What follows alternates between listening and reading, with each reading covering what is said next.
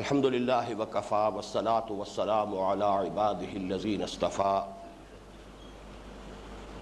خصوصاً علی افضلهم وخاتم النبیین محمد الامین وعلی آلہ وصحبہ اجمعین اما بعد فقد قال اللہ تبارک وتعالی کما ورد فی سورة البقرہ اعوذ باللہ من الشیطان الرجیم بسم اللہ الرحمن الرحیم ليس البر أن تولوا وجوهكم قبل المشرق والمغرب ولكن البر من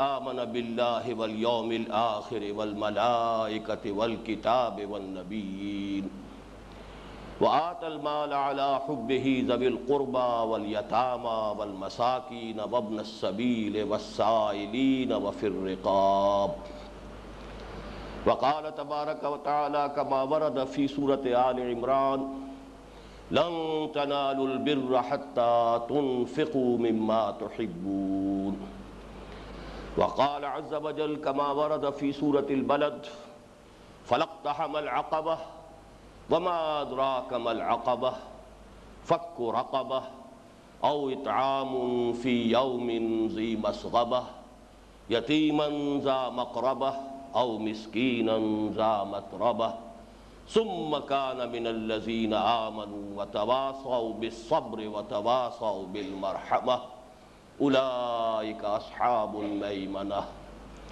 وقال جل وعلا کما ورد فی سورۃ الحدید ان المصدقین والمصدقات واقرضوا اللہ قرضا حسنا یضاعف لهم ولهم اجر کریم والذین آمنوا باللہ ورسلہ اولئک هم الصدیقون والشہداء عند ربہم لهم اجرہم ونورہم وقال جل وعلا کما ورد فی سورۃ الحشر ویؤثرون علی انفسہم ولو کان بہم خصاصہ صدق اللہ العظیم رب اشرح لی صدری ویسر لی امری واحلل عقدۃ من لسانی یفقہوا قولی اللہم ربنا الہمنا رشدنا واعذنا من شرور انفسنا اللہم ارنا الحق حقا وارزقنا اتباعہ وارنا الباطل باطلا وارزقنا اجتنابہ اللہم وفقنا لما تحب وترضى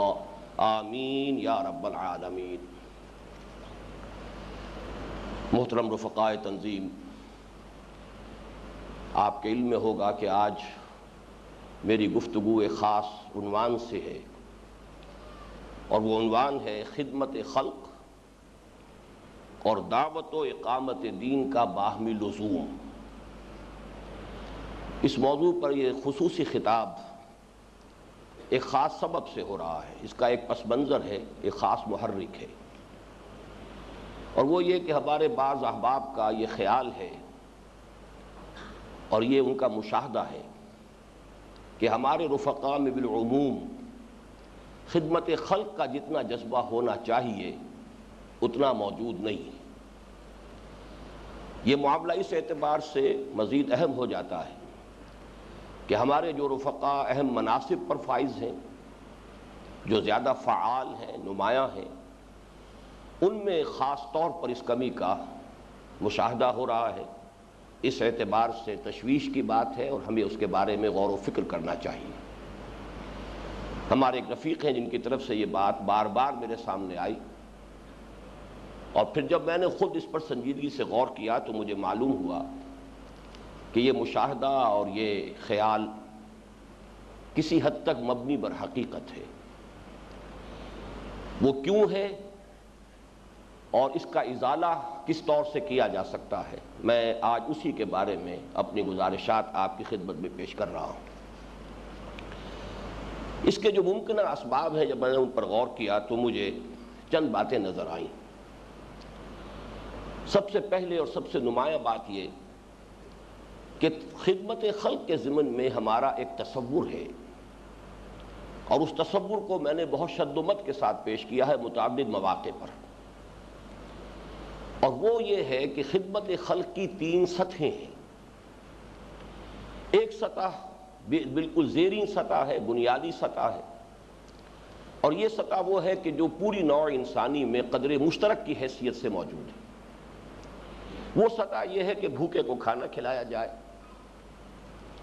کسی کے پاس تن ڈھانپنے کے لیے کپڑے نہیں ہیں تو اسے کپڑے مہیا کیے جائیں، کسی کے سر پر چھت نہیں ہے اس کے لیے کسی گھر کا بندوبست کیا جائے، یتیموں، بیواؤں اور معذوروں کی سرپرستی کی جائے، اسی طرح بیماروں کے علاج معالجے کا اہتمام ہو۔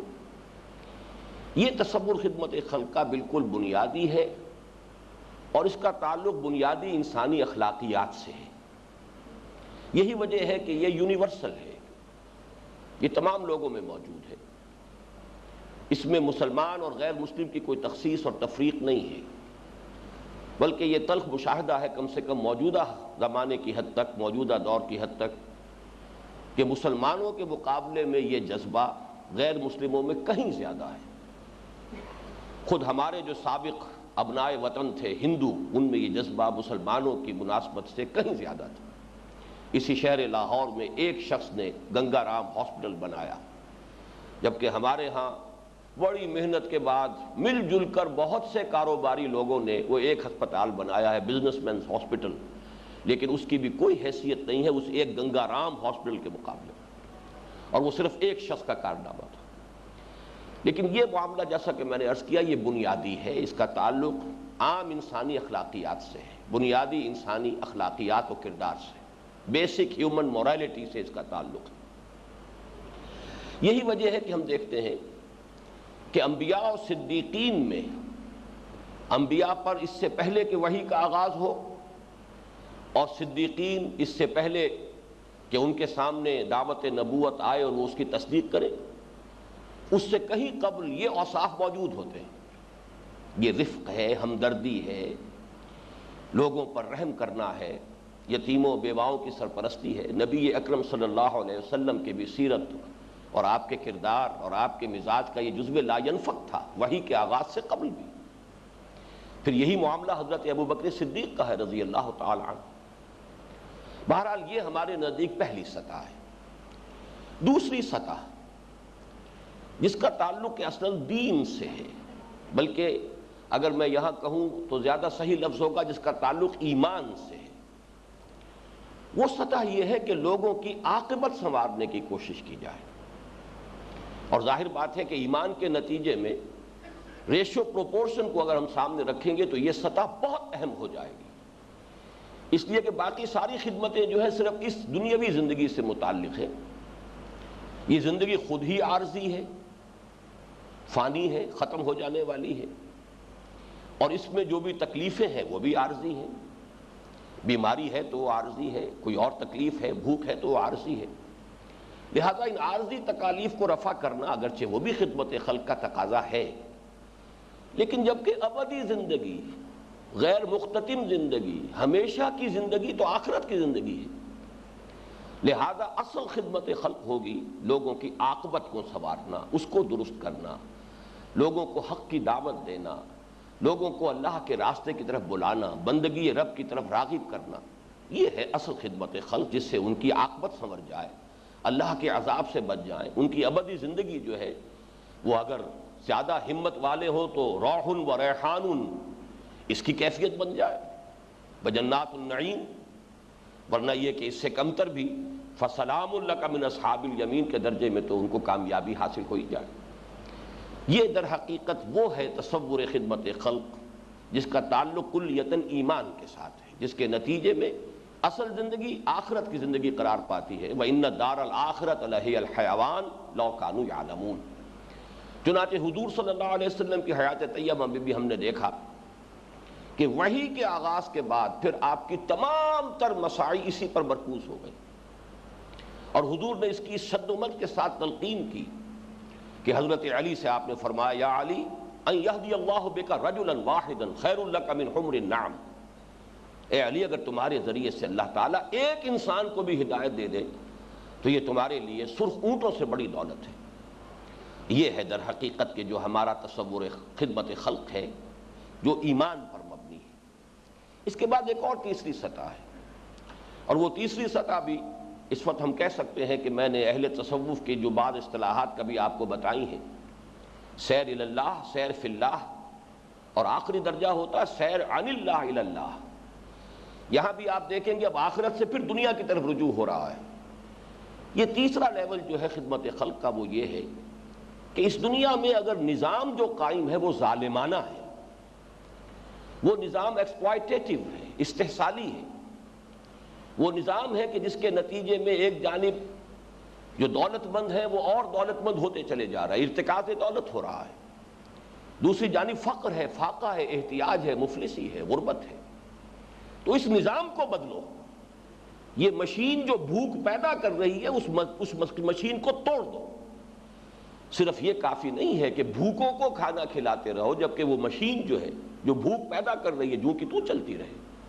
غلط نظام، ایکسپلائٹیٹو نظام، استبدادی نظام، استحصالی نظام، یہ در حقیقت انسانوں پر ایک مجسم ظلم بن کر مسلط ہو جاتا ہے۔ تو اصل خدمت خلق یہ ہے کہ انہیں ایسے ظالمانہ اور استحصالی نظام کے چنگل سے نجات دلائی جائے۔ اس کا تعلق ہو گیا اقامت دین کے ساتھ، اس کا تعلق ہے دین کے ساتھ۔ میں نے اسی لیے عرض کیا تھا کہ دوسری سطح کا تعلق ہے ایمان کے ساتھ، اور تیسری سطح جو ہے اس کا تعلق ہے اقامت دین کے ساتھ۔ اقامت دین سے ہماری مراد یہی ہے کہ وہی سسٹم آف سوشل جسٹس جو الدین الحق کے نام سے اللہ تعالیٰ نے ہمیں عطا فرمایا ہے، اس دین حق کو برپا کیا جائے تاکہ استبداد بھی ختم ہو جائے، استحصال ختم ہو جائے۔ کہ لا یکون دولۃ بین الاغنیاء منکم، ایسا نہ ہو کہ دولت جو ہے، سرمایہ جو ہے وہ تمہارے سرمایہ داروں کے مابین ہی گردش میں رہے۔ یہ تصور ہے جو میں نے سیر عن اللہ الی اللہ کہ آخرت کے بعد پھر یہ تیسرا درجہ جو ہے اس تصور خدمت خلق کا، وہ پھر اس دنیا کے نظام کی طرف رجوع کر رہا ہے۔ بہرحال ہمارا یہ تصور اپنی جگہ 100% درست ہے، محکم ہے، اس میں کسی درجے میں بھی کسی اعتبار سے بھی ضعف پیدا نہیں ہونا چاہیے، لیکن یہ کہ چونکہ پہلا تصور ہر شخص کے علم میں ہے، وہ معلوم ہے، معروف ہے، مشہور ہے، لوگوں کے پیش نظر ہے، مد نظر ہے، لہذا ہم نے اس کو ایمفیسائز نہیں کیا۔ یہ بالکل فطری سی بات ہوتی ہے، جو شے سامنے موجود ہو اس کو پھر ایمفیسائز کرنے کی ضرورت نہیں ہوتی۔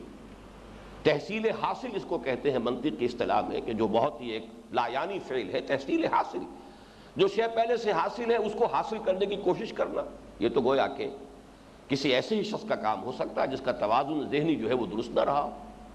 تو جو چیز پہلے سے حاصل ہے، معروف ہے، مشہور ہے، متداول ہے، لوگوں کے علم میں ہے، لوگوں کے پیش نظر بھی ہے، مد نظر بھی ہے، تو ظاہر بات ہے کہ ہمارا ایمفیسس اس پر کم ہو گیا۔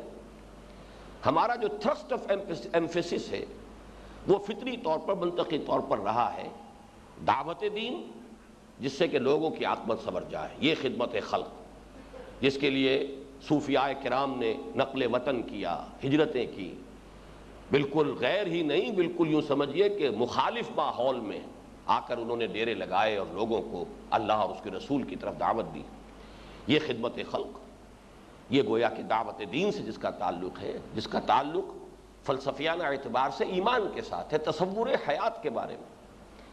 اسی طریقے سے دوسرا تصور دین کو قائم کرنے کا، ہمارا تھرسٹ چونکہ ادھر رہا ہے، لہذا منطقی طور پر ایک عدم توازن پیدا ہونے کی شکل ممکن ہے کہ ہو گئی ہو، اور میرا یہ خیال ہے کہ ہو گئی ہے۔ دوسری بات جس کو میں نے محسوس کیا کہ اس عدم توازن یا ہمارے اندر جو کوئی کمی پیدا ہوئی ہے اس کا ممکنہ سبب ہے، وہ یہ ہے کہ میں نے اس کی بھی نفی کی ہے کہ بعض سیاسی مذہبی جماعتیں صرف اس لیے کہ لوگ زیادہ ووٹ دیں، اس لیے کہ انہیں انتخابات کے میدان میں چونکہ انہوں نے اپنے آپ کو ڈال لیا، تو اب لوگوں کے دلوں کو نرم کرنے کے جذبے کے تحت انہوں نے خدمت خلق کی اجتماعی اسکیمیں شروع کی۔ کوئی موبائل ڈسپنسریز ہیں، کوئی شفا خانے ہیں، کوئی وہ کھالیں جو ہے قربانی کی جمع کر کے کوئی اور انتظام ہو رہے ہیں تاکہ خدمت خلق سے لوگوں کا کچھ رجوع ہو، لوگوں کا تالیف قلب کا معاملہ ہو جائے، لوگ پھر ہمیں اچھا سمجھتے ہوئے ہمیں ووٹ دیں۔ جہاں تک اس کام کے اجتماعی نظم کا تعلق ہے، میں اسے درست نہیں سمجھتا، اور چونکہ بہرحال یہ تنظیم اور تحریک جو ہے اس میں میرے فکر اور مزاج کو ایک فیصلہ کن دخل حاصل ہے. وہ تحریکیں اور تنظیمیں کہ جو کسی فرد کی دعوت پر قائم ہوتی ہیں، ان میں لازماً اس فرد کی سوچ جو ہے وہ منعکس ہوتی ہے، ریفلیکٹ کرتی ہے. تو چاہے ہمارے ہاں یہ مسئلہ کو بہت زیادہ زیر بحث نہیں آیا ہے، لیکن چونکہ میرے فکر کا یہ جزو لازم ہے اور میں اس کی نفی اس اعتبار سے بھی کرتا رہا ہوں کہ میرے نزدیک یہ اسوہ رسول کے بھی خلاف ہے. اس لیے کہ حضور صلی اللہ علیہ وسلم نے مکے میں خدمت خلق یا رفاع عامہ کی کسی اجتماعی اسکیم کو آپ بروئے کار نہیں لائے، حالانکہ شدید ضرورت تھی کہ جبکہ غلاموں کے طبقے سے جو لوگ ایمان لائے تھے انہیں ستایا جا رہا تھا، انہیں پیٹا جا رہا تھا، انہیں مارا جا رہا تھا، انہیں گلیوں میں گھسیٹا جا رہا تھا، انہیں تپتی ہوئی آگ پر انگاروں پر لٹایا جا رہا تھا. ضرورت محسوس ہوتی تھی اور ہوئی ہوگی کہ کوئی اجتماعی فنڈ قائم کیا جائے، کوئی ایک اجتماعی تحریک چلائی جائے کہ پیسہ جمع کیا جائے اور تاکہ ان کو خرید کر آزاد کیا جائے تاکہ اس تعذیب سے، اس پرسیکیوشن سے نجات پا سکے. لیکن ہمیں اس کا کوئی سراغ مکی دور میں حضور صلی اللہ علیہ وسلم کی طرف سے کسی تجویز یا کسی کوشش کا نہیں ملتا. جو عام ترغیب ہے فک و رقبت، گردنوں کا آزاد کرا دینا، جو قرآن میں آیا، ان آیات میں بھی آیا جو میں نے ابھی تلاوت کی ہیں، وہ اپنی جگہ پر موجود ہے. لیکن یہ کہ حضور نے خصوصاً کسی سے کہا ہو، کوئی اس کے لیے ترغیب و تشویق قولاً آپ نے فرمائی ہو پرٹیکولر پرسن کو، اور اس سے بھی آگے بڑھ کر کوئی اجتماعی فنڈ قائم کیا، اس کا کوئی سراغ ہمیں نہیں ملتا. لہذا اصل میں دعوت دین تو اس کی فیس ویلیو پر ہونی چاہیے. وہ جو فیس ویلیو ہے دعوت ایمان ہے، اس کے لیے مختلف سطحیں ہو سکتی ہیں. عوامی سطح ہے جہاں کہ یہ ایمان کی دعوت زیادہ جذباتی سطح پر درکار ہوتی ہے. خواص کی سطح ہے جہاں یہ دعوت ایمان جو ہے یہ عقلی اور منطقی اور انٹلیکچوئل لیول پر درکار ہوتی ہے. یہ دوسری بحث ہے، اس کی تفصیل میں نہیں جانا چاہتا. لیکن دعوت اسلامی کا اور تحریک اسلامی کا جو اصل مبدا اور اس کا جو اس کی اساس ہونی چاہیے وہ اس کی دعوت ہے. اس دعوت کو ہی اصل میں سامنے رکھنا چاہیے، اور اس کے لیے لوگوں کی تالیف قلب کے لیے کوئی اجتماعی اسکیمیں خدمت خلق کی بروئے کار لانا میرے نزدیک یہ اسوہ رسول کے خلاف ہے. یہ دو ممکنہ اسباب ہیں کہ جس کی وجہ سے میں یہ محسوس کرتا ہوں کہ ظاہر بات ہے کہ جب کسی شے پر ایمفیسس کم ہو جائے گا تو اس کا نتیجہ جو ہے اس کا برآمد ہو کر رہے گا، اور وہ یہ ہے کہ پھر لوگوں کی توجہ جو ہے اس کے فوکس سے، ان کی توجہ کے مرکز سے وہ شے ہٹ جائے گی. اگرچہ میں ایک بات اور عرض کر دوں، وہ یہ کہ ہماری دعوت میں، ہمارے فکر میں، ہمارے بنیادی نظریات میں اس عدم توازن کا علاج موجود ہے اصولی اعتبار سے. اس کو بھی میں چاہتا ہوں کہ اس اعتراف کے باوجود وہ چیزیں بھی آپ کے سامنے لے آؤں، اس لیے کہ کہیں ایسا نہ ہو کہ ہم کسی دوسری چیز پر اوور ایمفیسائز اس درجے کر دیں کہ جو ہماری دعوت کا اصل تھرسٹ ہے وہ اب انڈر ایمفیسائز ہو جائے.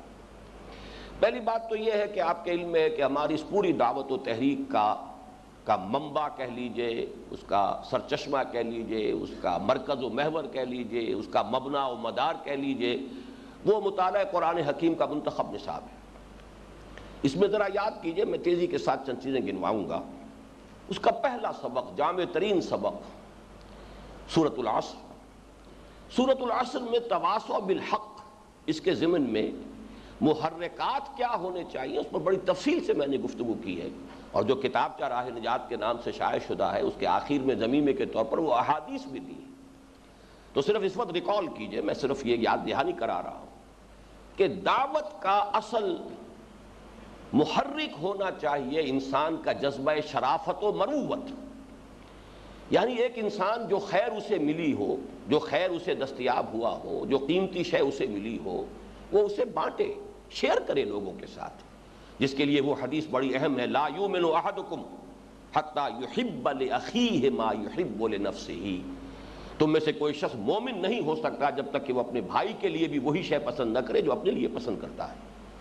آپ نے ایک راستہ اپنے لیے پسند کیا ہے، دین کا، ایمان کا، اقامت دین کی جد و جہد کا، تو ظاہر بات ہے کہ اگر آپ کے اندر وہ بنیادی شرافت موجود ہے، مروت ہے، آپ کے اندر وہ نصح و خیر خواہی ہے، تو جو جتنا آپ کے دل سے قریب ہوگا اتنا ہی اس کے بارے میں آپ کے اندر یہ جذبہ پیدا ہونا چاہیے کہ وہ بھی اس خیر میں شریک ہو جائے، وہ بھی اس خیر سے محروم نہ رہ جائے. آپ اسے شیئر کریں اس کے ساتھ. ایسا نہ ہو کہ آپ تو بھلائی جو ہے وہ سمیٹتے چلے جائیں اور آپ کے بھائی بند، آپ کے اعزاء و اقربا، آپ کی اپنے اہل و عیال، آپ کی بیوی اور آپ کے بچے جو اسے محروم رہ جائیں.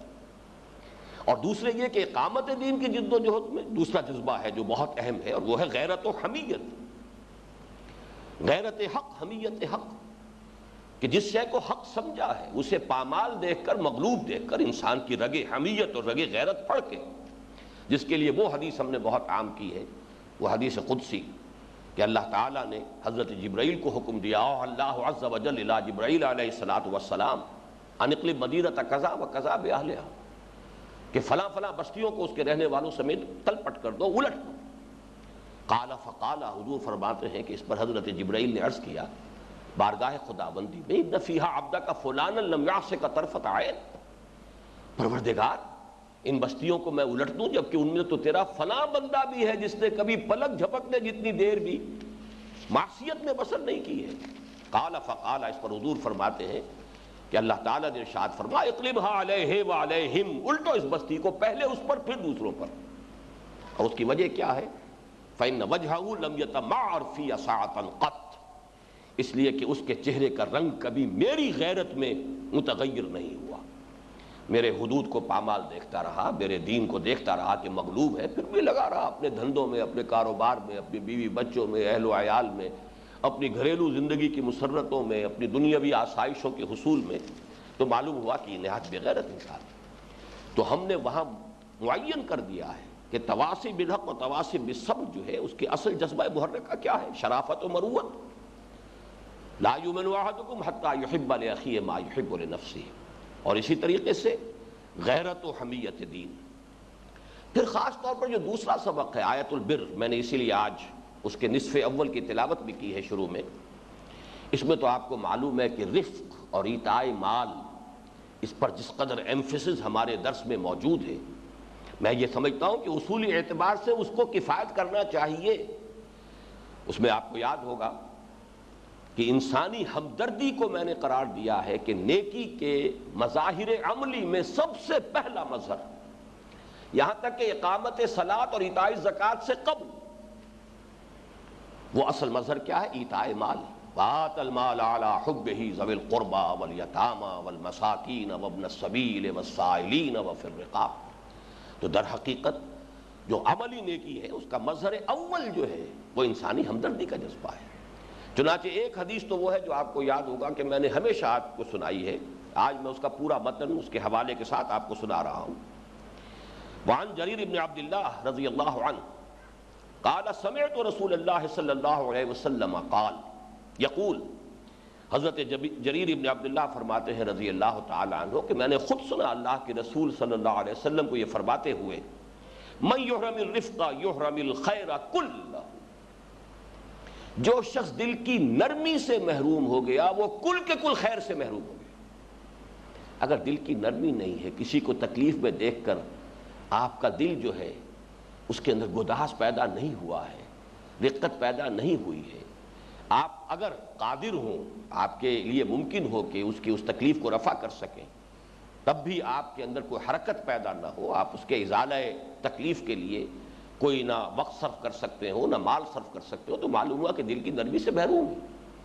اور جو شخص دل کی نرمی سے محروم ہو گیا، یحرم الرفق کل خیر کلہ، وہ کل کے کل خیر سے محروم ہو گیا۔ اس میں آج میں چاہتا ہوں کہ چند اور احادیث کا اضافہ کروں۔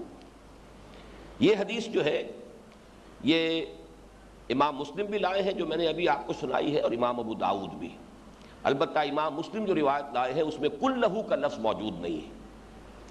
دوسری حدیث ہے جسے امام مسلم نے روایت کیا رحمہ اللہ، عن عائشہ رضی اللہ عنہا ان النبی صلی اللہ علیہ وسلم قال ان الرفق لا يكون في شيء الا زانه ولا ينزع من شيء الا شانه۔ یہ نرمی جو ہے، دل کی نرمی، دل کا گداس، رقت قلبی جو ہے، یہ ایک ایسی شے ہے کہ جس شے میں اس کا اضافہ ہو جائے گا اس میں زینت پیدا ہو جائے گی، دل آویزی پیدا ہو جائے گی۔ جس انسان میں یہ شے ہوگی وہ ہر دل عزیز ہو جائے گا، وہ لوگوں کا محبوب ہو جائے گا۔ اور جس شے سے یہ شے رخصت ہو جائے گی، جو شے اس سے خالی ہوگی، وہ بگڑ جائے گی، اس میں فساد پیدا ہو جائے گا۔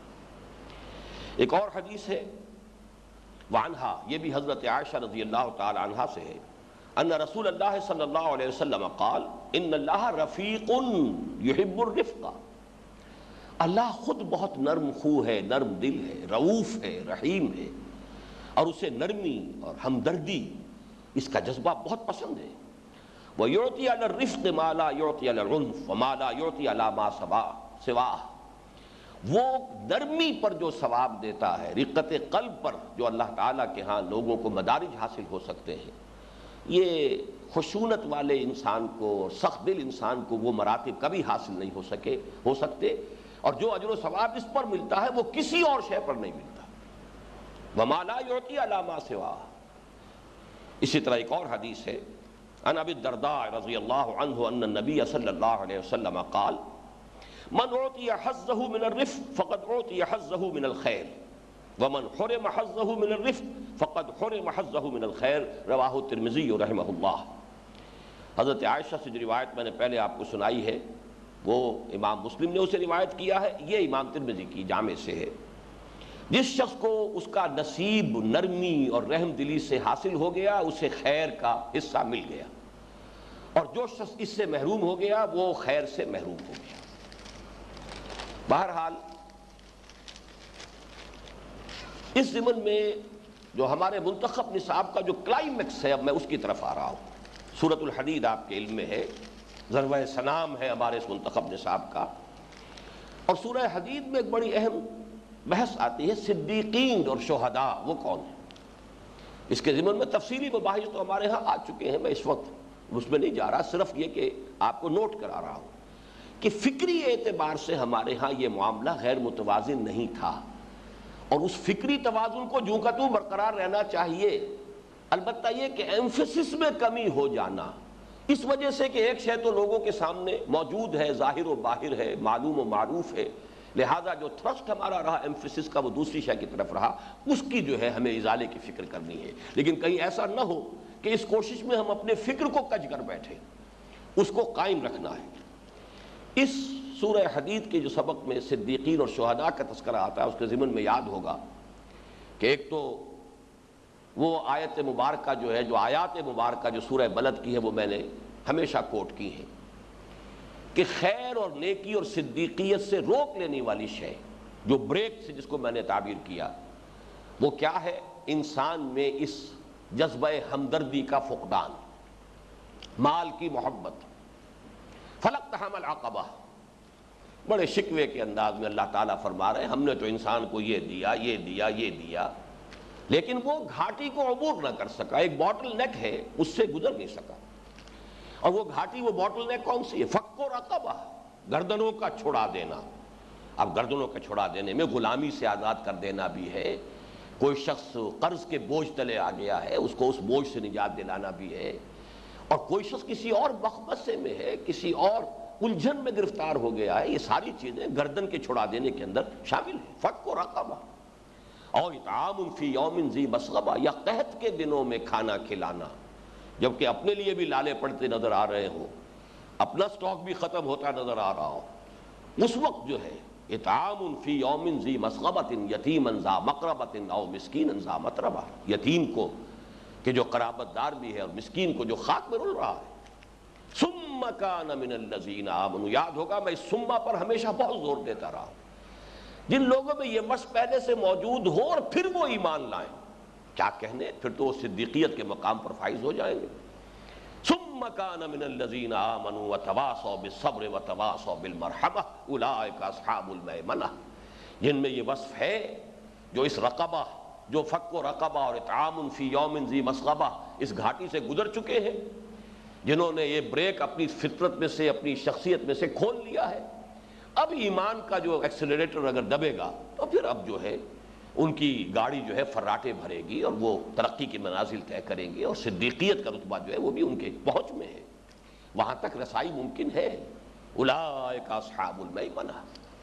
پھر یہی بات جو ہے سورہ حدید میں جو آئی، ان المصدقین والمصدقات واقرضوا اللہ قرضا حسنا یضاعف لهم ولهم اجر کریم والذین آمنوا باللہ ورسلہ اولئک هم الصدیقون والشہداء عند ربہم لهم اجرہم ونورہم۔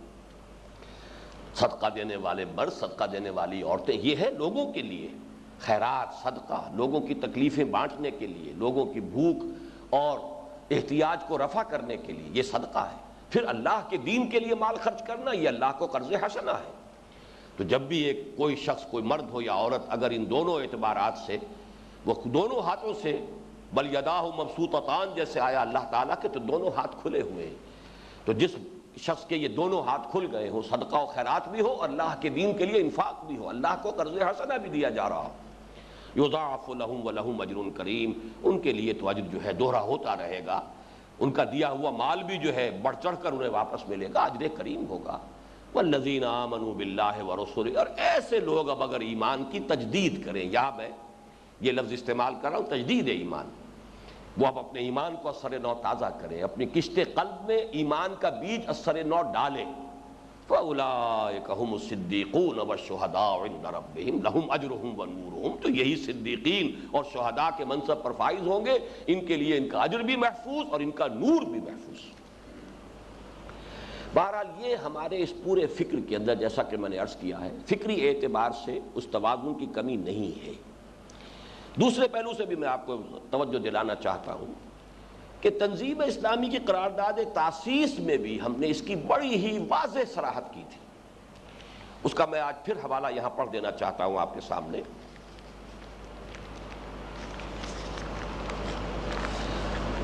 قرارداد کے بنیادی نکات میں سے دوسرا اہم اور بنیادی نکتہ یہ ہے کہ دعوت کے ضمن میں ہمارے نزدیک الدین و النصیحہ کی روح اور الاقرب فالاقرب کی تدریج ضروری ہے۔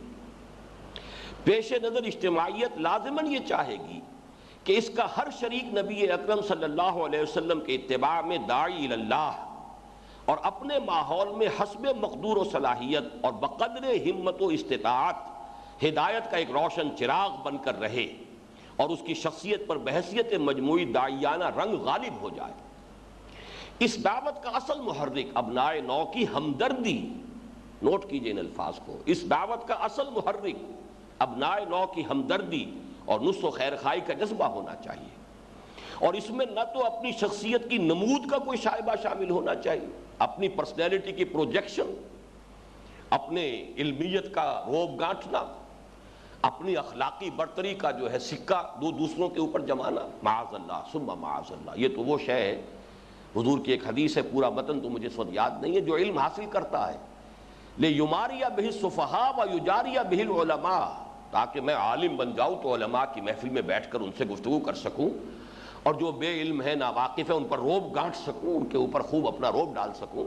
تو فَلْيَتَبَوَّأْ مَقْعَدَهُ مِنَ النَّارِ، اسے چاہیے کہ جہنم میں اپنی سیٹ ریزرو کروا لے، گویا کہ اس نے اپنے اس طرز عمل سے اس نے اپنا ٹھکانہ جہنم میں بنا لیا ہے۔ حالانکہ وہی طلب علم جو ہے، اس کا جو مقام اور مرتبہ ہے، وہ بے شمار احادیث کے حوالے سے ہمارے سامنے ہے کہ رات بھر کا قیام اور ہر روز کے روزے سے کہیں زیادہ افضل یہ ہے کہ ایک ساتھ انسان جو ہے علم کے پڑھنے پڑھانے میں بسر کرے۔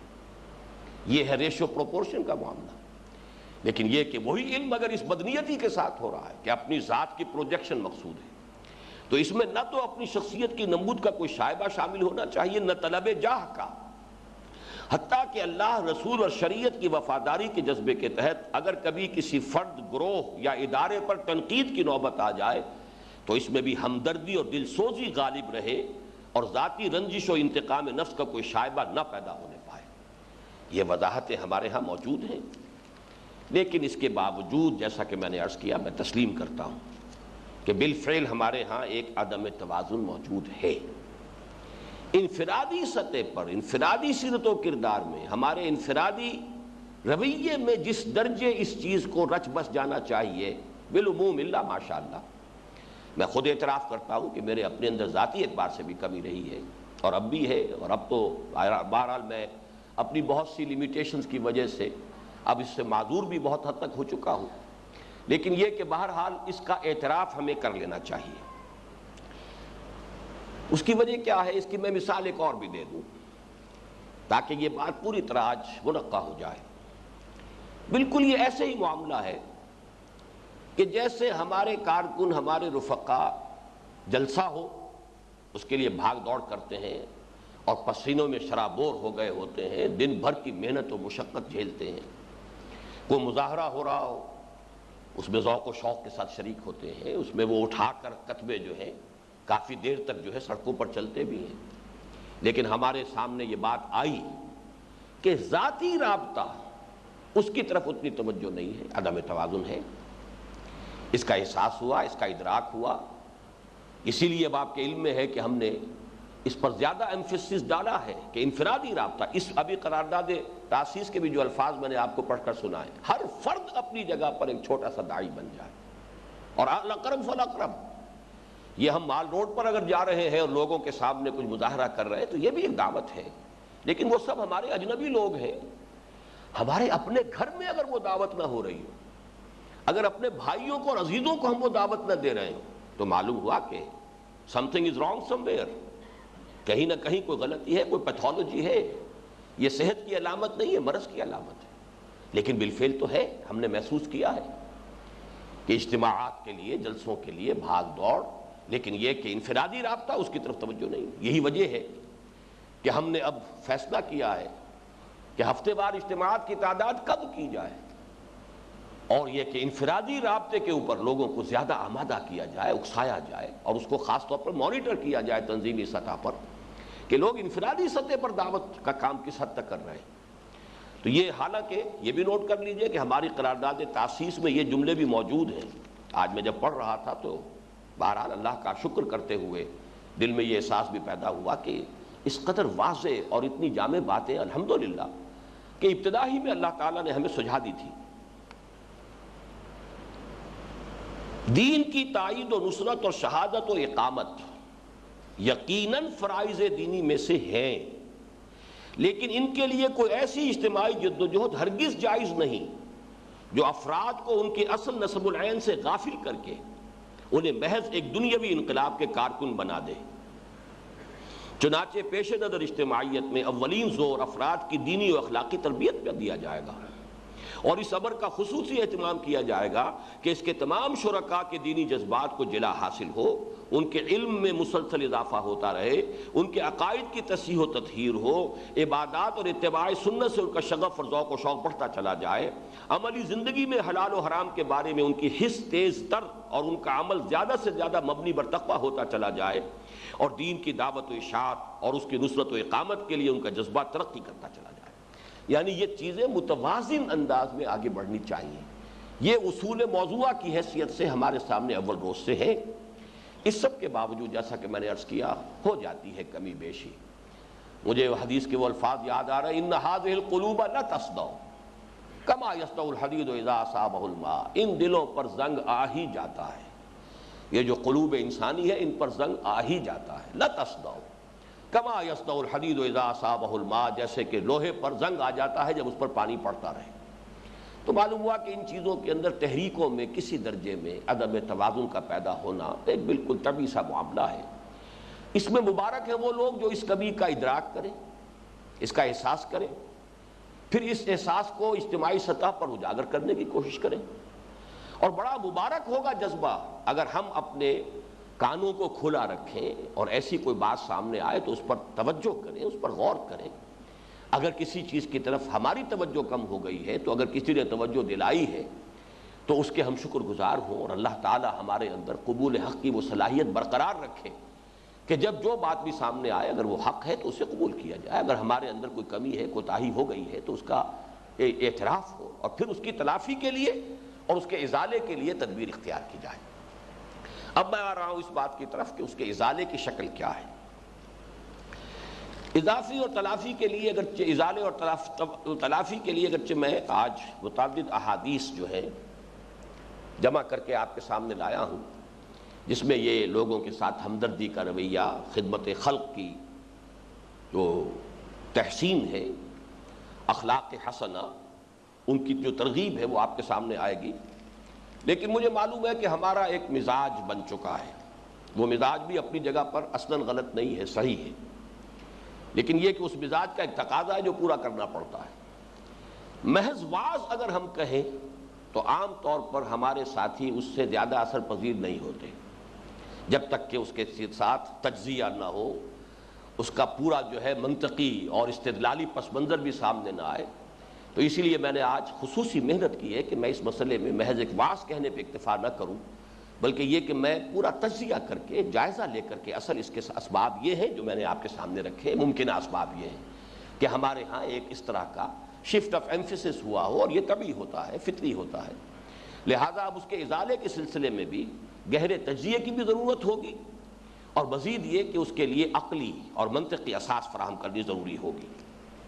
اور اس کے لیے جو منطقی اور عقلی اساس ہے وہ اس مشہور حدیث سے ہمیں ملتی ہے کہ جس سے تمام محدثین نے الا ماشاء اللہ اکثر و بیشتر محدثین نے جو مجموعہ احادیث مرتب کیے ہیں ان کا آغاز اسی حدیث سے کیا ہے.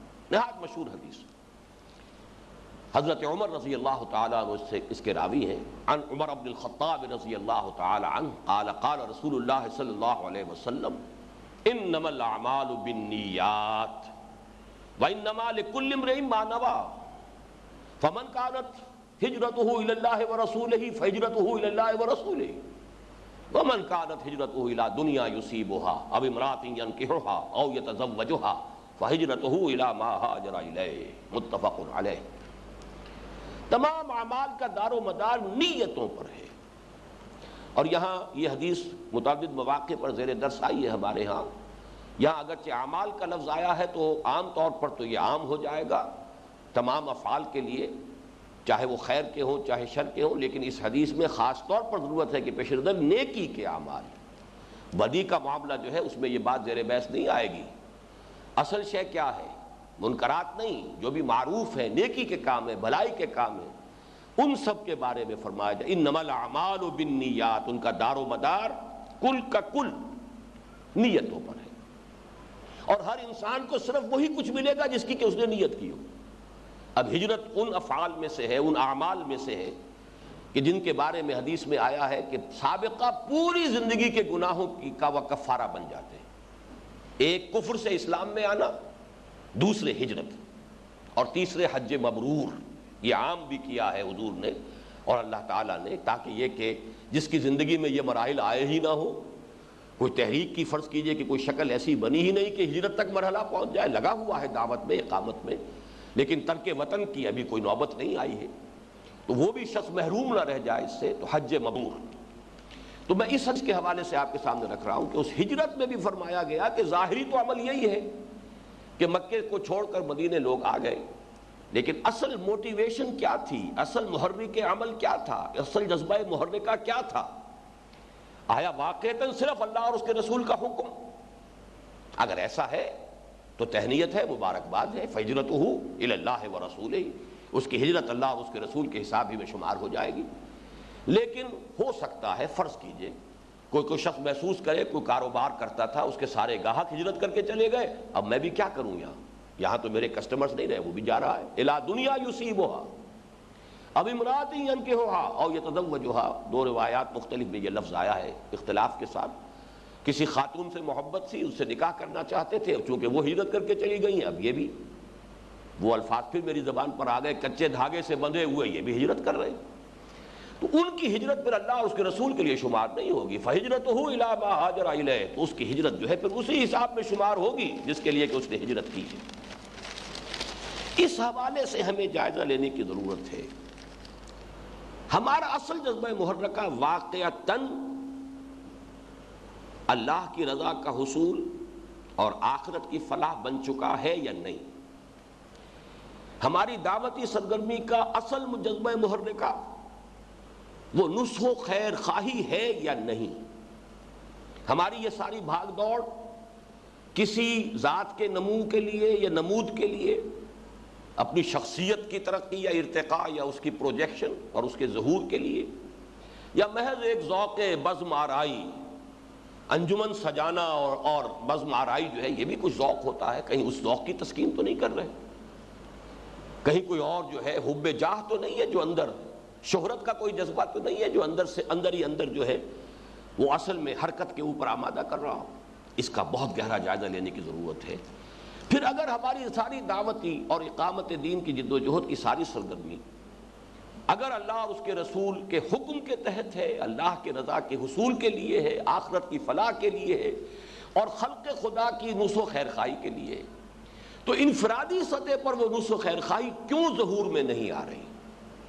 اگر انفرادی سطح پر، خالص ذاتی سطح پر اگر وہ جذبہ ظہور پذیر نہیں ہو رہا ہے عمل میں، تو یہ چیز ہمارے لیے ایک ریڈ لائٹ ہے، ریڈ سگنل ہے۔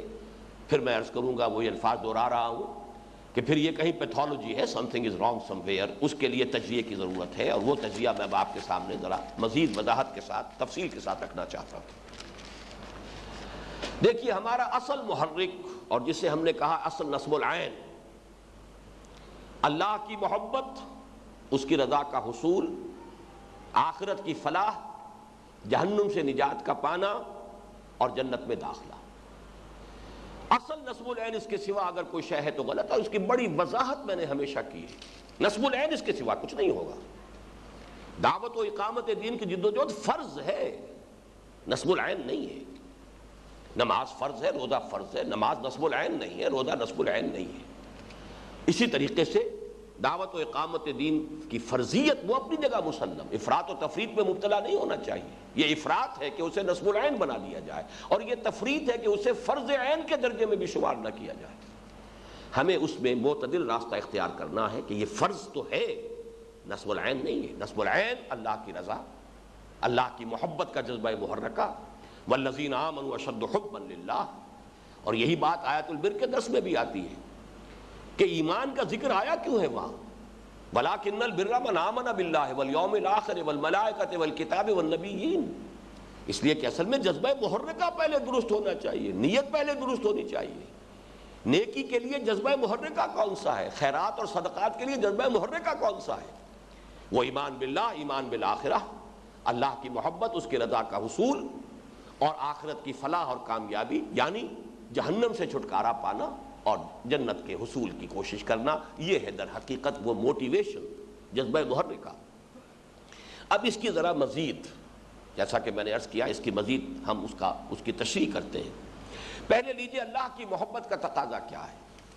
اگر فی الواقع ہو، فی الواقع اللہ کی محبت ہوگی تو اس کے مخلوق سے بھی لازماً محبت ہوگی۔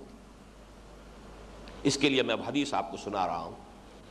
عن عبداللہ ابن مسعود رضی اللہ تعالی عنہ قال قال رسول اللہ صلی اللہ علیہ وسلم الخلق عیال اللہ واحب الناس الی اللہ من احسن الی عیالہ۔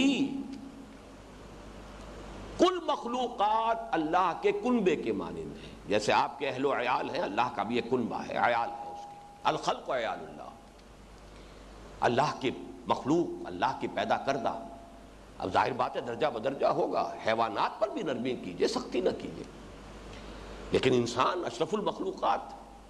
پھر ان میں سے اہل ایمان، آپ کو معلوم ہے کہ کفار میں سے بھی جو لوگ کے ہوسٹائل نہ ہوں، جو لوگ کے مخالف نہ ہوں، جو ہمارے خلاف اور دین کے خلاف ایکٹیو نہ ہوں، تو اس کے بارے میں فرمایا اللہ تعالیٰ تمہیں نہیں روکتا اس سے، ان تبروہم وتقسطوا الیہم، ان کے ساتھ نیکی کے کام کرو، بھلائی کے کام کرو۔ وہ بھی مخلوق ہے اللہ کی، وہ بھی انسان ہے۔ ہاں البتہ جو ہاسٹائل ہو گئے، جو آپ کا راستہ روک رہے ہیں، اب غیرت و حمیت دینی کا تقاضا یہ ہوگا کہ ان کے ساتھ کوئی دلی محبت کا رشتہ باقی نہ رہے، وہ اقامت دین کی جد و جہد کا ایک تقاضا ہوگا۔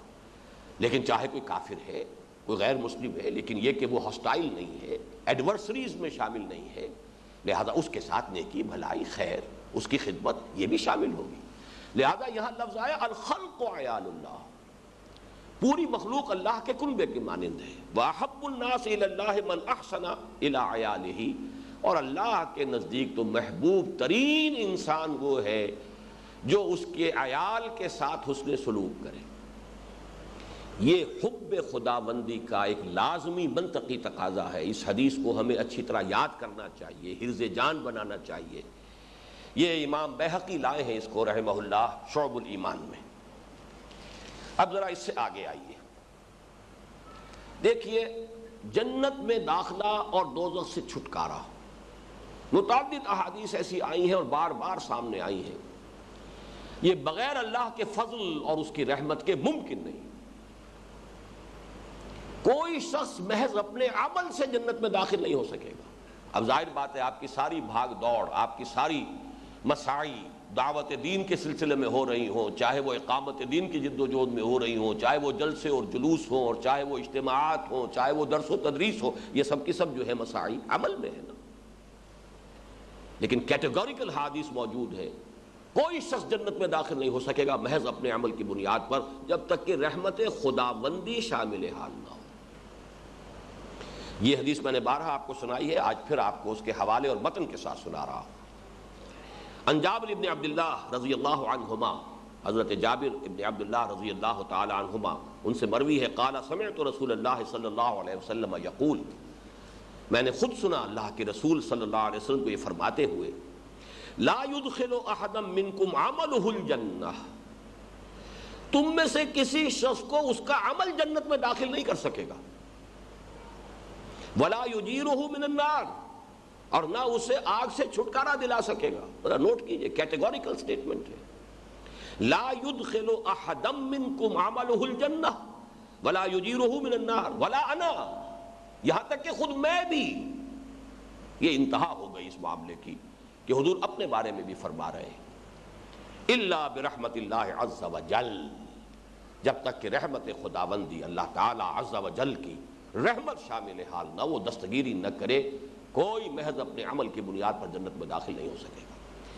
اب اس میں بھی ذہن میں رکھیے، وہ عمل نماز روزہ حج زکوٰۃ بھی ہے، وہ عمل اقامت دین کی جد و جہد بھی ہے، وہ تو ساری بھاگ دوڑ، ہماری ساری تنظیمی تحریکی مساعی، وہ سب کے سب اسی کے دائرے میں آئیں گی، وہ عمل ہی تو ہے نا۔ لیکن محض اس پر تکیہ کر لینا، یہ گویا کہ نبی اکرم صلی اللہ علیہ وسلم کی اس واضح تنبیہ کے خلاف ہوگا۔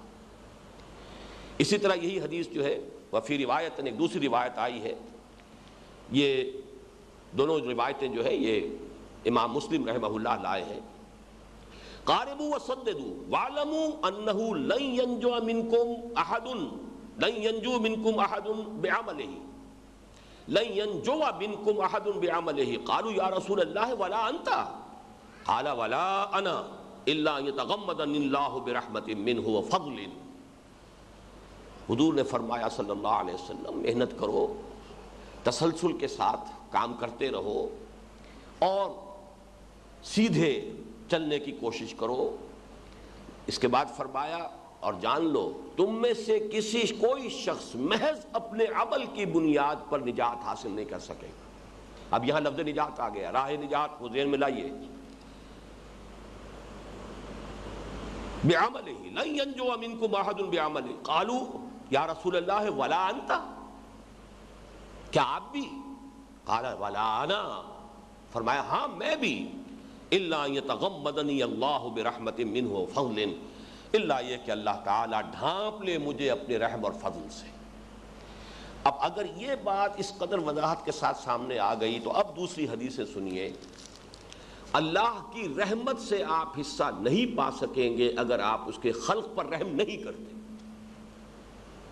یہ چیزیں بھی پورے کیٹیگوریکل سٹیٹمنٹس کی شکل میں آپ کے سامنے آ جائیں گی۔ اگر رحمت خداوندی سے حصہ چاہیے اور نجات اس کے بغیر ہے نہیں، تو اب وہ رحمت کیسے حاصل کی جائے گی؟ وہ احادیث اب سن لیجئے۔ عن عبداللہ ابن عمرو بن العاص رضی اللہ عنہما، حضرت عبداللہ ابن عمرو بن العاص رضی اللہ عنہما سے مروی ہے، ان رسول اللہ صلی اللہ علیہ وسلم قال، کیا حضور صلی اللہ علیہ وسلم نے فرمایا، الراحمون یرحمہم الرحمن، رحم کرنے والوں ہی پر رحمان رحم فرمائے گا۔ ارحموا من فی الارض یرحمکم من فی السماء، زمین والوں پر رحم کیا کرو، تم پر رحم فرمائے گا جو آسمان میں ہے، وہ ذات وہ ہستی تم پر رحم فرمائے گی۔ لیکن یہ ایک شرط اور اس کی جزا ہے، اگر تم رحم کرو گے یرحمکم، تب اللہ تعالیٰ تم پر رحم فرمائے گا، آسمان والا تم پر رحم فرمائے گا۔ وعن جریر بن عبداللہ رضی اللہ عنہما، اب یہ دوسری روایت حضرت جریر بن عبداللہ سے رضی اللہ عنہما، قال قال رسول اللہ صلی اللہ علیہ وسلم۔ یہ پہلی روایت جو میں نے آپ کو سنائی یہ ترمذی میں بھی ہے اور سنن ابی داؤد میں بھی ہے۔ یہ دوسری حدیث جو ہے یہ بخاری مسلم ترمذی تینوں میں موجود ہے۔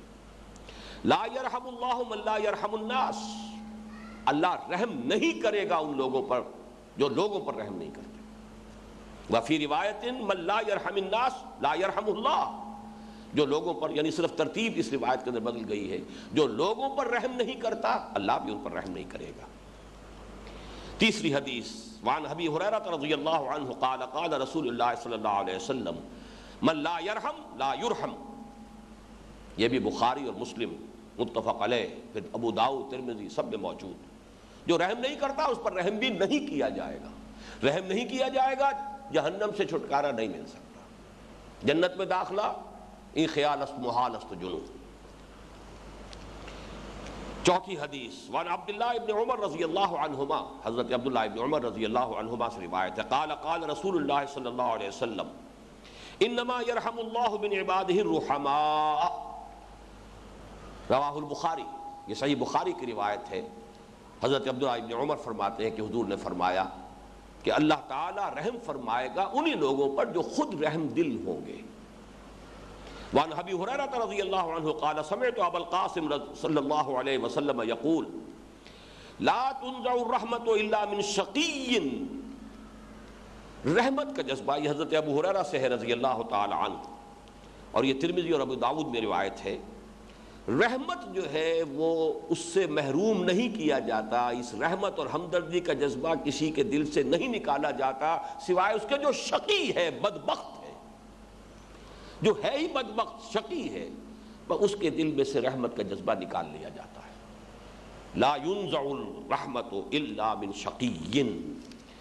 معلوم یہ ہوا کہ اگر ہمارا نصب العین وہی ہے فی الواقع، اور اللہ کرے کہ ہو، اگر اس میں کوئی پولیوشن ہے جائزہ لینا چاہیے کہ ہمارے محرک عمل کے اندر اگر کہیں کوئی دوسری شے شامل ہو گئی، کوئی اپنی ذات کی پروجیکشن، کوئی ذاتی نمود، کوئی ذوق بزم آرائی، کوئی بس ایک ایکٹیویٹی کا ذوق و شوق، یا کوئی حب جاہ، یا یہ کہ شہرت ہو جائے، لوگوں کی طرف سے تعریفیں ہو رہی ہوں، اللہ نہ کرے، اللہ نہ کرے، اللہ اس سے بچائے. اس لیے کہ یہ چیزیں تو وہ بہت بڑا زیرو بن جائے گی کہ جو ساری محنت اور کوشش جو ہے اس بڑے زیرو سے ضرب کھا کر زیرو ہو جائے گی. اللہ کے ہاں اس کا کوئی وزن نہیں ہوگا.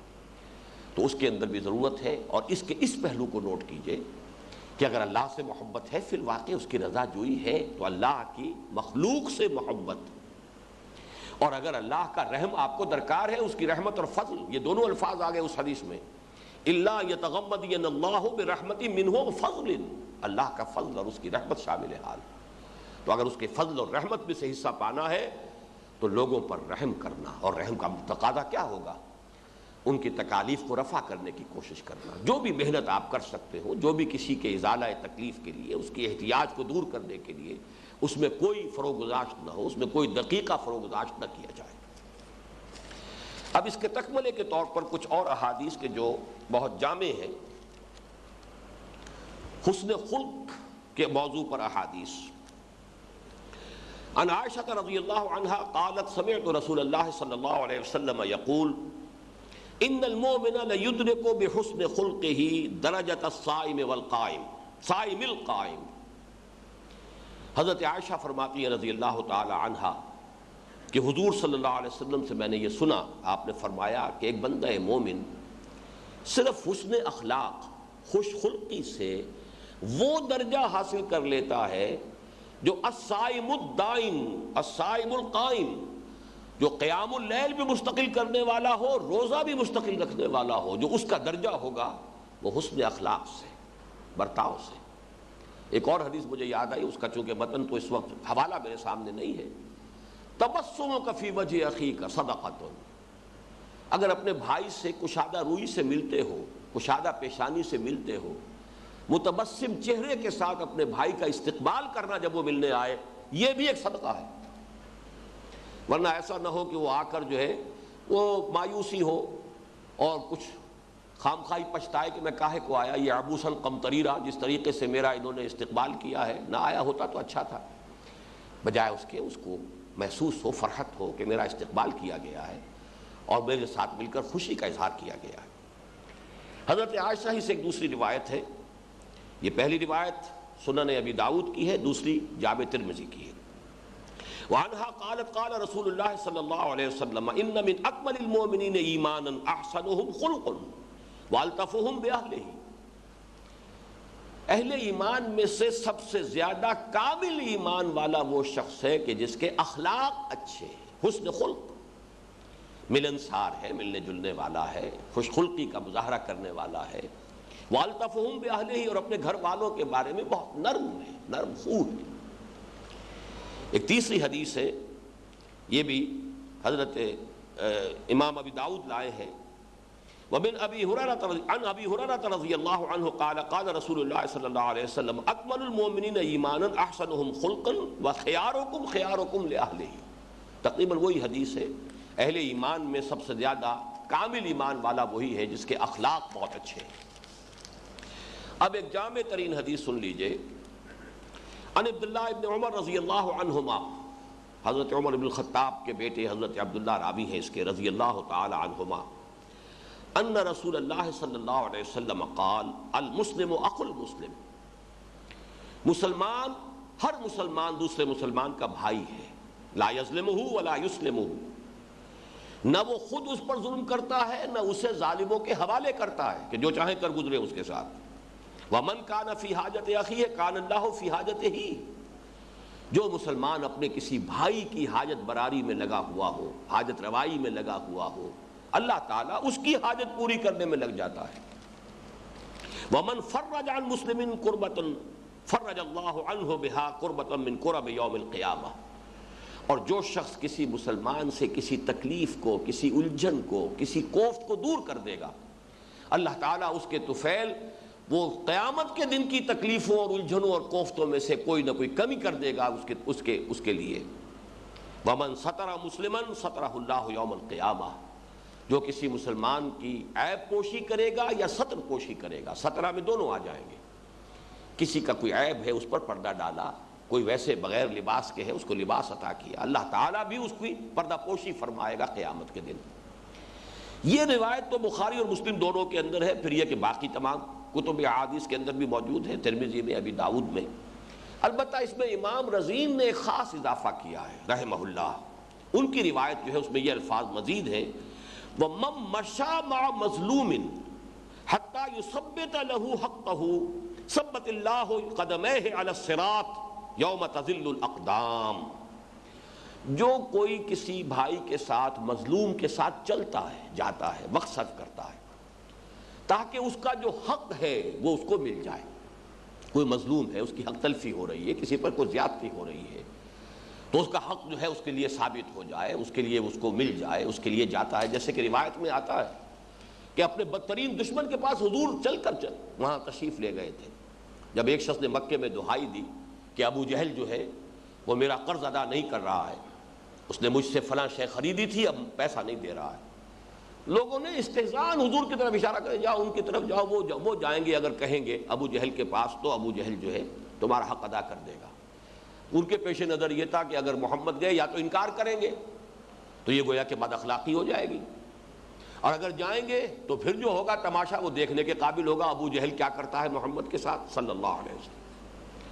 وہ شخص گیا ہے، حضور اس کے ساتھ چل پڑے، چلو بدترین دشمن ہے لیکن گئے ہیں حضور. اور جب وہ گھر سے باہر آیا، اس کا حق ادا کر دو، اس پر کچھ ایسی ہیبت طاری ہوئی، اس نے کہا ٹھیک ہے، فوراً گیا اور لا کر اس کی قیمت ادا کر دی. وہ لوگ دیکھتے ہی رہ گئے، دیکھنے ہم بھی گئے تھے پر تماشا نہ ہوا. یہ حضور صلی اللہ علیہ وسلم کی خاص جو ایک اللہ تعالیٰ نے نصرت بالرعب، حضور نے فرمایا اللہ نے میری خاص مدد فرمائی ہے رعب کے ذریعے سے. بہرحال اس سے جو ہمارے سامنے نقشہ آتا ہے وہ یہ ہے کہ اگر کہیں جانا پڑے، کسی کے حق کی تلفی ہو رہی تو اس کی تلافی کے لیے، کہیں کسی پر زیادتی ہو رہی ہے تو اس کو بچانے کے لیے اگر چلنا پڑے. من مشى مع مظلوم، آج جب میں یہ حدیث پڑھ رہا تھا تو مجھے وہ حدیث بھی یاد آئی، من مشى مع فاسق لیقویہ غضب اللہ تعالی واہتز له العرش. جو شخص کسی فاسق و فاجر انسان کے ساتھ چلتا ہے اسے تقویت پہنچانے کے لیے اللہ تعالیٰ انتہائی غضبناک ہوتے ہیں، اور اتنے غضبناک ہوتے ہیں کہ عرش تھر تھر کانپنے لگتا ہے. واہتز له العرش، اتنا اللہ تعالیٰ کو غصہ آتا ہے، غضبناک ہوتا ہے. اور وہ بھی صرف ساتھ چلنا، ساتھ چلنے میں یقیناً تقویت ہوتی ہے. فاسق و فاجر شخص کے ساتھ آپ چل رہے ہیں. ایک اور حدیث ہے اذا مدح الفاسق، بلکہ اس حدیث کا میں نے ٹکڑا غلطی کی ہے، جوڑ دیا اذا مدح الفاسق غضب اللہ تعالی واہتز له العرش. جب کسی فاسق کی تعریف کی جاتی ہے تو اس کے بارے میں یہ الفاظ آئے. دوسرا ہے من وقر صاحب بدعۃ فقد آن علی ہدم الاسلام، جس نے کسی بدعت والے شخص کی توقیر کی، عزت کی، اس نے اسلام کی عمارت کو گرانے اور اس کی بیخ کری کرنے میں مدد کی ہے. تو یہاں ذرا اس کا تقابل کیجئے، من مشى مع مظلوم حتى يثبت له حقه ثبت الله قدميه على الصراط، جو شخص چلا ہے کسی مظلوم کے ساتھ کہ اس کا حق دلوا دے، اللہ تعالیٰ اس کے قدموں کو اس پل صراط پر جسے ہم کہتے ہیں اس الصراط کے اوپر جما دے گا، جس دن کے وہاں پہ قدم لڑکھڑا رہے ہوں گے۔ اور جیسا کہ یہ سورہ حدید ہی کے درس میں بار بار یہ بات آ چکی ہے کہ وہ الصراط جو ہے معلوم ہوتا ہے کہ جہنم کے اوپر ہے، پل ہے جس سے گزر جانے والے جنت میں داخل ہو جائیں گے، اور جن کے قدم لڑکھڑا جائیں گے، ٹھوکریں کھائیں گے، جن کے پاس وہ نور ایمان نہیں ہوگا، وہ صدقہ ان المصدقین والمصدقات واقرضوا اللہ قرضا حسنا، ان کے بارے میں فرمایا لہم اجرہم ونورہم، وہ نور انہیں مل جائے گا، اس نور کی مدد سے وہ راستہ طے کر جائیں گے، اور جن کے پاس یہ نہیں ہے وہ لڑکھڑاتے ہوئے گریں گے۔ تو فرمایا جس دن کے قدم ڈگمگا رہے ہوں گے اس دن اللہ تعالیٰ ان کے قدموں کو جما دے گا۔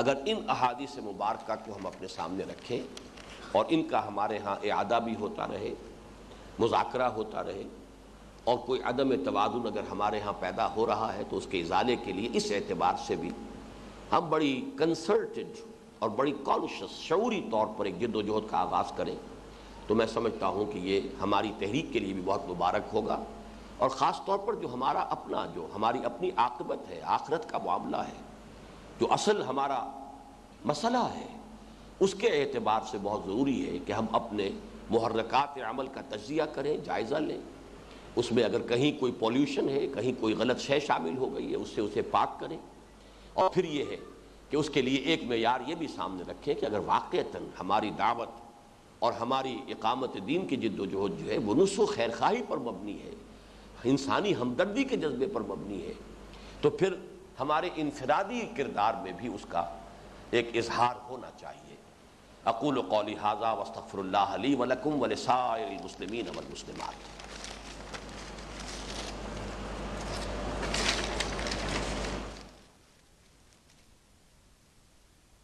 بسم اللہ اولہ و آخرہ۔ خطاب کے اختتام پر ایک صاحب کی طرف سے ایک اشکال میرے سامنے پیش ہوا، اور وہ یہ کہ کوئی شخص درس بھی دیتا ہے، دعوتی کام بھی کرتا ہے، تحریکی کاموں میں بھی پوری دل جمی کے ساتھ لگا ہوا ہے، لیکن اس کے ساتھ ساتھ اس کو اپنے دل میں یہ احساس بھی محسوس ہوتا ہے کہ شاید میری نیت میں کوئی خلل ہو سکتا ہے کہ اخلاص کے ساتھ میں یہ کام نہ کر رہا ہوں، تو اس صورت میں اس شخص کو کیا کرنا چاہیے؟ میں نے انہیں جو جواب دیا تھا میں نے مناسب سمجھا کہ وہ ریکارڈ بھی ہو جائے، تاکہ یہ کہ دوسرے حضرات کو بھی اگر ان کے دلوں میں یہ خیال پیدا ہو تو اس سے فائدہ پہنچے۔ اس قسم کے خیال کو ہمیشہ ایک شیطانی وسوسہ سمجھنا چاہیے۔ شیطان آپ کو خیر کے کاموں سے روکنے کے لیے یہ وسوسہ پیدا کرے گا۔ عملاً کبھی بھی کسی کار خیر سے انسان کو رکنا نہیں چاہیے، البتہ یہ کہ اگر اپنے جائزے میں، درو بینی میں، اپنے گریبان میں جھانکنے میں کسی کمی کا احساس فی الواقع ہو رہا ہو تو اس مرض کے علاج کے لیے، اس کے ازالے کے لیے جو عملی تدبیر ہے وہ اصل میں سمجھ لینی چاہیے۔ پہلی بات وہ سمجھ لیں کہ ایسے کسی خیال کے تحت کسی کار خیر سے رک جانا یہ در حقیقت شیطان کو خوش کرنے کے مترادف ہوگا۔ وہ تو چاہتا ہے کہ خیر کے کاموں سے لوگوں کو روکے۔ الذی یوسوس فی صدور الناس، تو یہ بھی ان وسوسوں میں سے ہے کہ جس کی بنا پر وہ خیر کا کام رک جائے گا۔ کسی بھی خیر کے کام سے رکنا نہیں چاہیے اس وسوسے کے باعث، البتہ اگر واقعتاً دل میں یہ خیال ہے تو پھر اس کا ازالہ در حقیقت دو طریقے سے ہوتا ہے۔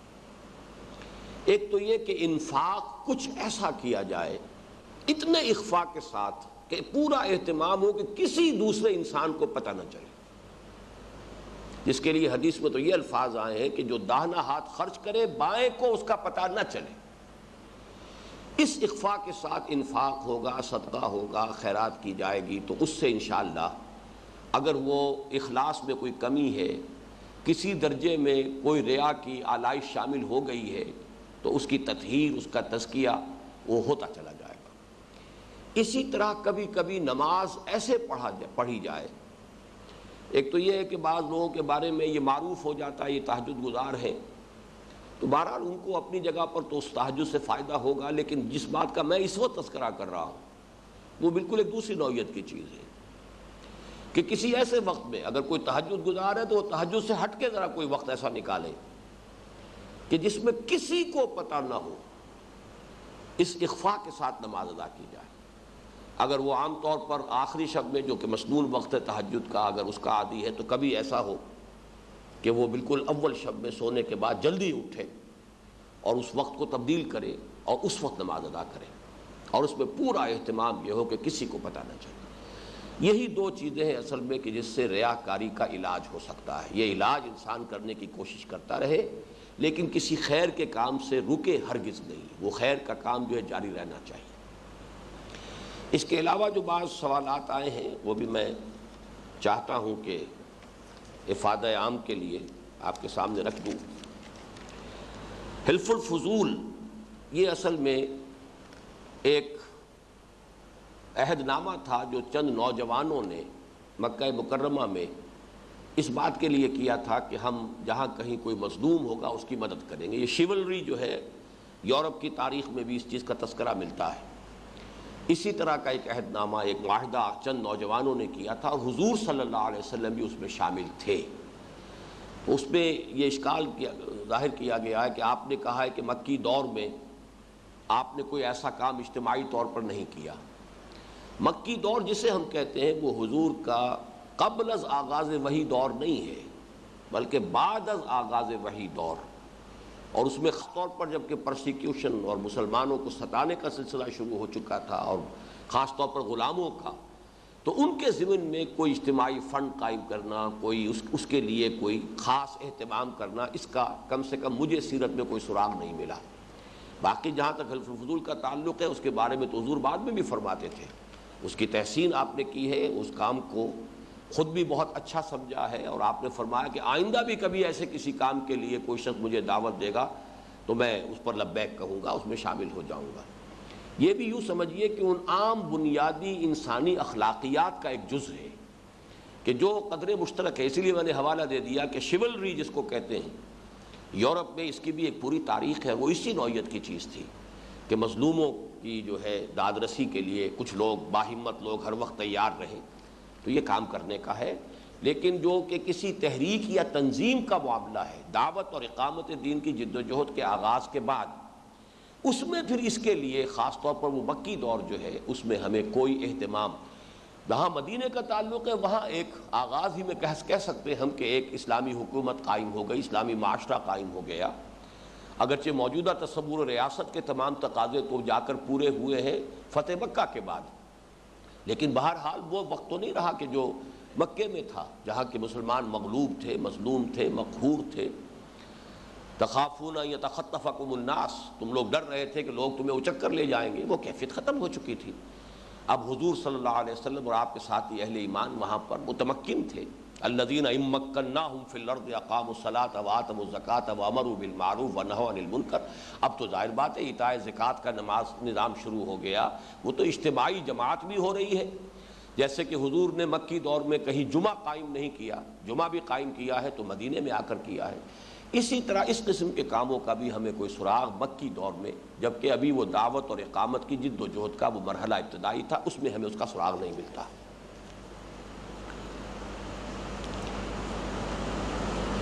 اسلامی ریاست کے لیے جد و جہد بالآخر ایک فلاحی مملکت پر منتج ہو جائے گی تو یہ جد و جہد بھی تو خدمت خلق ہی کے ضمن میں آتی ہے. یہی تو بات میں نے عرض کی تھی کہ خدمت خلق کے یہ 3 تصورات ہیں، 3 لیولز ہیں.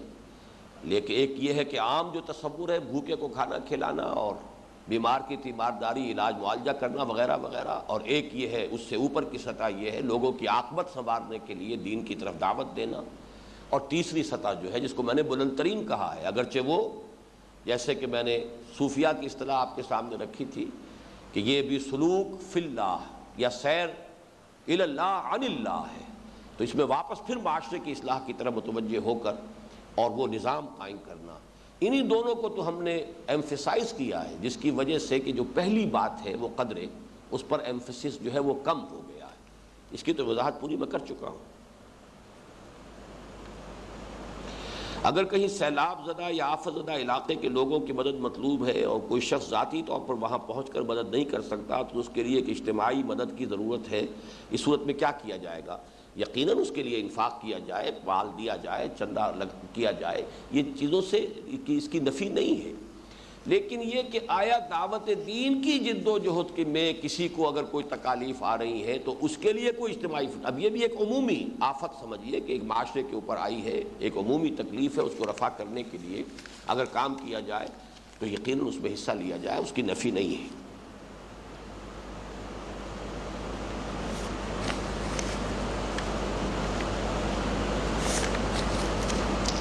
آخری بات جو ہے وہ بہت ہی میں سمجھتا ہوں کہ سامنے کی بات ہے، لیکن بہرحال چونکہ کہی گئی ہے اس لیے میں اس کے ضمن میں بھی کچھ عرض کر دیتا ہوں کہ آپ نے اپنے خطاب میں کہا ہے کہ صرف انسان اپنے اعمال کی وجہ سے جنت میں نہیں جائے گا جب تک کہ اللہ کی رحمت نہ ہو. لیکن اسی وجہ سے بعض لوگ یہ کہتے ہیں کہ نماز روزہ بس ایسے ہی ہے، اللہ جسے چاہے بخش دے گا. اصل میں پہلی بات تو یہ ہے کہ یہ مغالطہ ہے کہ میں نے کہا میں نے تو حدیث نبوی سنائی ہے اور بڑی اہتمام کے ساتھ پورا متن آپ کو سنایا ہے. وہ میرا قول نہیں، حضور کا قول ہے صلی اللہ علیہ وسلم کہ کوئی شخص محض اپنے عمل کی بنیاد پر جنت میں داخل نہیں ہو سکے گا جب تک کہ رحمت خداوندی دستگیری نہ کرے.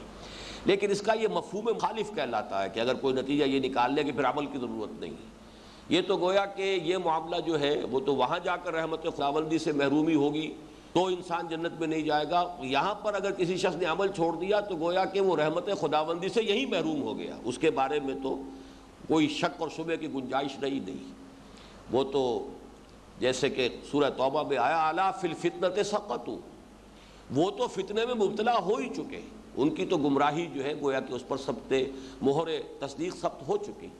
اصل بات یہ ہے کہ عمل کرو، اپنی امکانی حد تک عمل کرو، لیکن یہ نہ سمجھو کہ اپنے عمل کی بنیاد پر صرف تم جنت میں داخل ہو جاؤ گے. یہ ہے اصل میں کہ جس کی نفی کی جا رہی ہے جب تک کہ رحمت خداوندی جو ہے وہ دستگیری نہ فرمائے. اور رحمت کے حصول کا ذریعہ کیا ہے کہ ارحموا من فی الارض یرحمکم من فی السماء، زمین والوں پر تم رحم کرو تو تم پر وہ رحم کرے گا کہ جو آسمان میں ہے تبارک و تعالی. اقول قولی ھذا واستغفر اللہ لی ولکم ولسائر المسلمین والمسلمات.